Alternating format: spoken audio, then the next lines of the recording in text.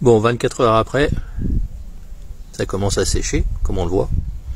Là déjà ça bouge plus, hein. Je peux vous dire que vous pouvez essayer, il n'y a pas de souci, ça bouge pas. Je reviens sur le trou du bouchon.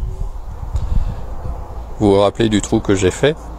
Ben faites-le légèrement plus petit. En effet, regardez. Ces deux parties sont plus basses que les autres. Ça veut dire que ces parties sont allées plus bas. Il va falloir que je les remonte. Là actuellement, si j'essaye de les remonter avec une seule main, c'est pas possible, parce que ça fait un peu ventouse. Donc je vais mettre une main à l'intérieur ici, l'autre main, mais il va falloir que je pose le smartphone. Voilà, j'ai posé le smartphone. C'est décoincé.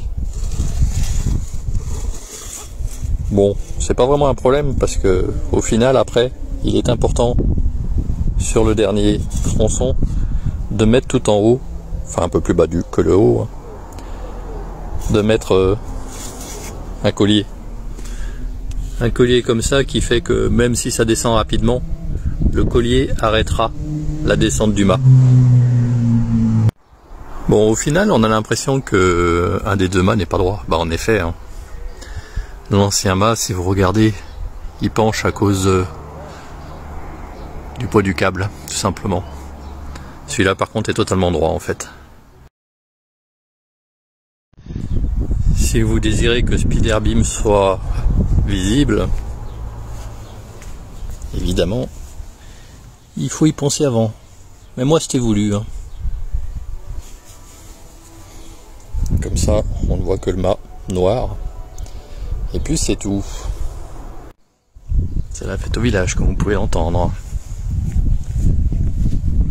Et sinon, certains disent que je me cache, croyez? Je suis drôlement bien caché. C'est vrai. C'est vrai que c'est très discret comme antenne. Ah oui, je confirme. Il y a des voitures garées partout.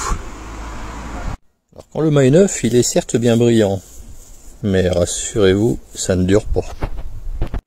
En voici un qui dure depuis plus longtemps. Et là, même quand ça frotte, c'est moins joli. Bon. Enfin, vu de loin, hein, ça se voit pas trop. Hein. On voit même pas du tout. Et pendant que j'y suis, concernant la manutention des mâts, ne le faites pas à main nue, hein, mettez des gants.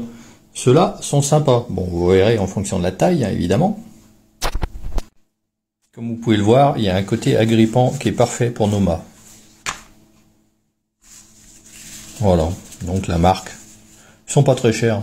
Dans tous les bons magasins de bricolage, vous les trouvez. Bonne journée à tous.